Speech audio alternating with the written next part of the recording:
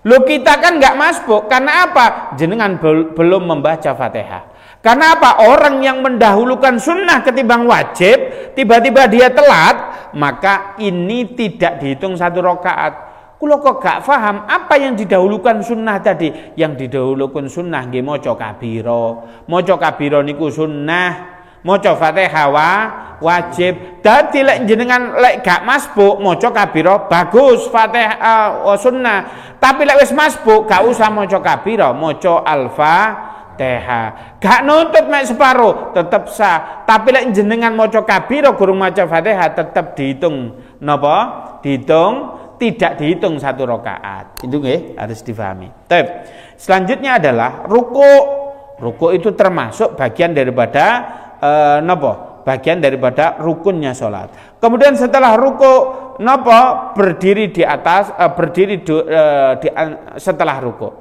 Kemudian sujud, kemudian duduk di antara 2 rakaat, yaitu sujudnya 2 kali, kemudian di tahiyat akhir, kemudian terakhir itu harus tertib.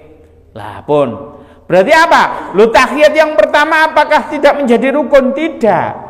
Tahiyat pertama niku pada dasarnya hukumnya sunnah. Lek ono wong imami ternyata tahiyat yang pertama itu dia lupa, dia langsung berdiri, jenengan gak usah ngomong subhanallah, subhanallah, ndak oleh Pak. Lek imam begini kemudian dia duduk, lah wong sunnah kok. Sunnah itu gak perlu subhanallah. Padha karo nggak maca kabira, itu nggak perlu diingatkan. Maka tahiyat yang pertama itu sunnah, tahiyat yang kedua hukumnya wajib. Dan terangkan di sini di dalam tahiyat wajibnya jenengan maca sholawat. Baik, niki. Jadi tadi ada syarat, ada rukunnya. Nah, rukun ini jika Anda tidak melakukan, maka ini tidak sah. Nggih, niku salat. Ah niki waktune tasik wonten apa mboten? Nggih, sekedap malih nggih, 5 menit malih. Oke. Salat itu apa fadilahnya? Ini lek mboten cukup, mben di pertemuan selanjutnya baru kita bahas. Salat itu fadilah. Ada beberapa salat fadilah. Kita ambil contoh salat duha. Salat duha niku ternyata tergantung waktunya. Kalau jenengan sholat duha, yaitu pada saat isyraq ini ngeten. Barang siapa, ini hadisnya begini. Man sholatil ghadati, barang siapa yang sholat subuh berjamaah, kemudian dia diem di masjid, zikir atau majelis taklim, pokok gak ngerasani tanggane ngoten nggih, maka dia nyampe waktu isyraq, sekarang jam 5:15, kemudian disambung dengan 2 rakaat, maka disebut sholat isyraq atau duha yang pertama, pahalanya disetarakan haji dengan umroh, padha karo haji ambek umroh. Yang kedua, sapa sing sholat kira-kira jam 8 sampai setengah 9, maka dia sama dengan nambal ibadah sing bolong. Kita itu kadang ibadah kita belum tentu bener Pak. Allahu Akbar sembayang. Oh eling ambek jemuran. Duh ya Allah wis mendung iki krotok-krotok eling kumbahan. Maka lek kita salat kita sing gak begitu bagus ini ditambal ambek salat duha jam 8. Yang ketiga, salat yang duha yang jenengan lakukan kira-kira jam 11. Maka pahalanya apa? Dipermudah rizkinya. Walah rizki itu berarti sholat duha yang jam 11. Makanya kula niki sregep duha kok rizki kula pancet mawon. Keliru jame, Pak. Maka jenengan ini fadilahnya sholat berbagai macam. Oleh karena itu sholat duha ini luar biasa. Adapun sholat-sholat yang lain mangke akan diterangkan di pertemuan selanjutnya. Ada sholat ba'diyah isya, ada sholat qobliyah subuh, ada sholat qiyamul lail. Maka fadilahnya itu akan kita bahas di pertemuan selanjutnya. Karena ini waktunya sampun habis. Baik, giniku sing saged kula sampaikan babus sholah, yaitu tentang sholat. Kalau tadi kita sudah memahami definisi sholat, yaitu ta'rifus sholat, macam-macamnya sholat sudah kita bahas. Yang kedua sholat sunnah wawonten 3 derajat, sholat sunnah biasa, sholat sunnah yang berdempetan dengan sholat wajib. Yang ketiga adalah sholat sunnah muakkad. Ada yang kedua adalah sholat fardu kifayah, atau yang ketiga adalah sholat fardu. Ada syaratnya, ada rukunnya, maka itu harus kita lakukan di dalam sholat. Nggih, niku mawon sing saged kula sampaikan. Sadurunge kita tutup, ada yang ditanyakan Bapak Ibu sekalian tentang sholat, monggo. Sholat berjamaah, Pak. Nggih.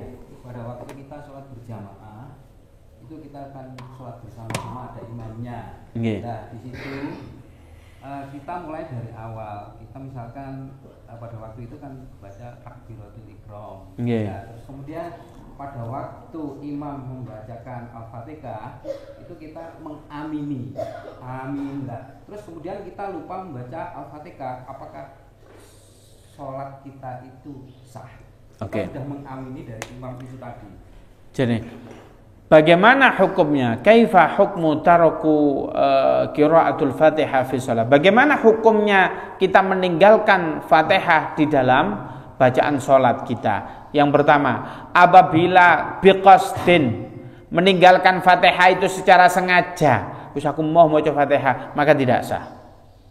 Apabila tidak sengaja, imame rek enak, koyok di Masjidil Haram, kayak Pak Hanafi pas ke Mekah ngoten. Bismillahirrahmanirrahim. Yo kang ini suaranya lebih enak gitu.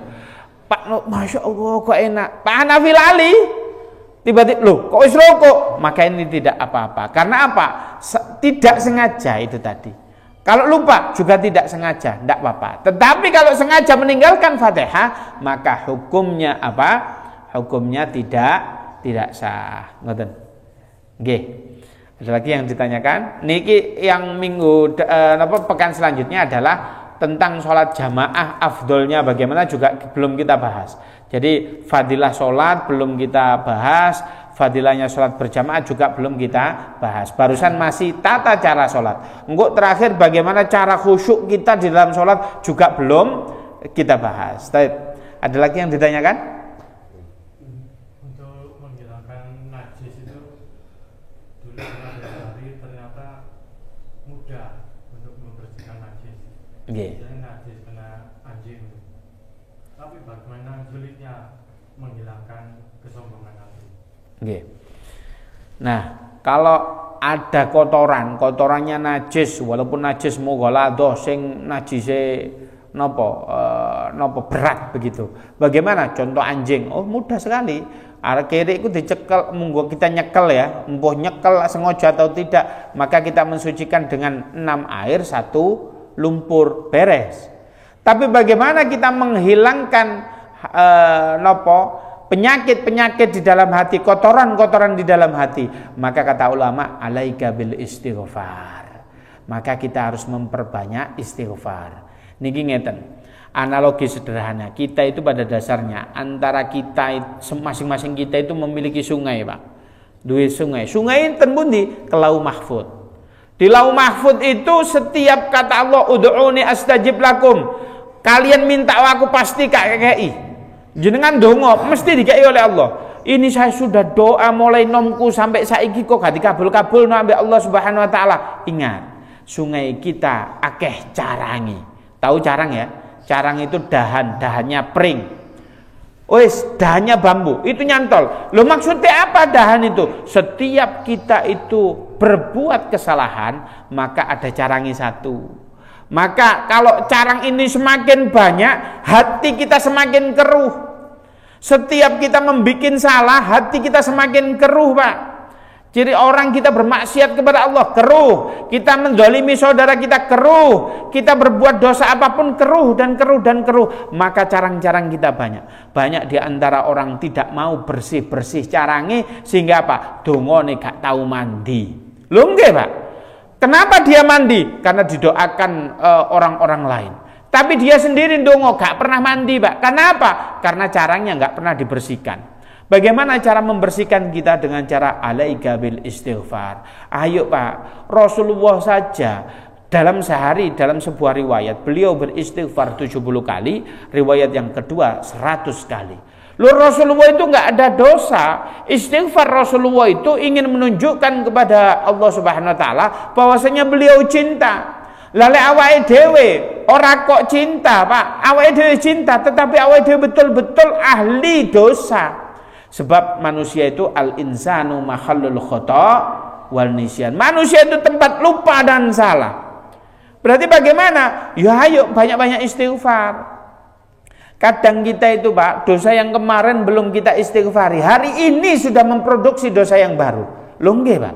Wingi gurung lali istighfar. Wingi opo nglakoni kesalahan, ana apele koncone dijopuk, gurung istighfar, gurung njaluk sepuro. Iki awake dhewe wis memproduksi dosa yang baru. Seandainya ngapunten sekali. Dosa ini kita sama Allah ditunjukkan dalam sebuah zat yang dohir.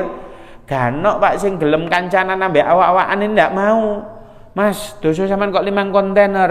Oh iya. Iya iki mang aku mari mbentak anakku. Dosa sampean kok 10 kontainer. Bojoku iki mang tak kamplengi.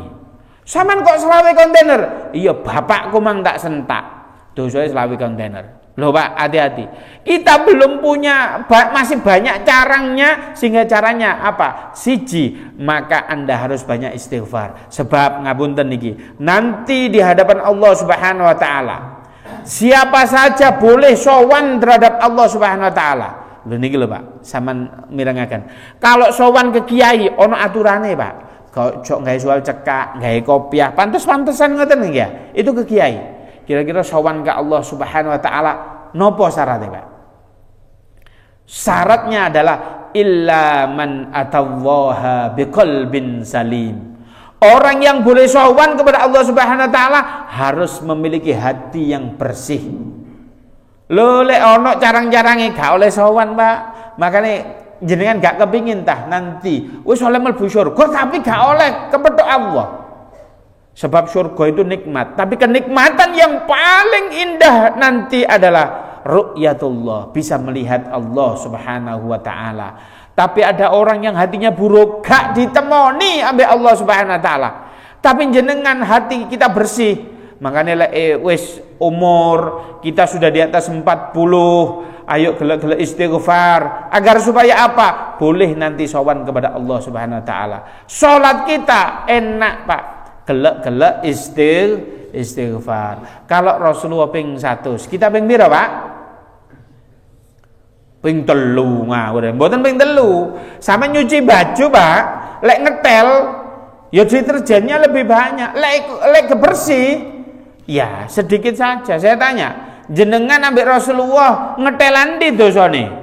Ya gak usah dijawab. Rasulullah gak punya dosa, kita banyak dosa. Oleh karena itu apa? Kita harus memperbanyak istighfar. Menang-menang astaghfirullahaladzim, astaghfirullahaladzim. Satu, fadilahnya istighfar, hati kita bersih. Yang kedua, insya Allah hati kita bersih, awake dhewe gak ngamuan, gak baperan, gak muring-muringan, gak nyentaan. Ayo sing muring-muringan, ayo sing baperan, sing ngamuan, gelek-gelek istighfar. Ya napa kalimatnya? Astaghfirullahaladzim. Moga sareng-sareng.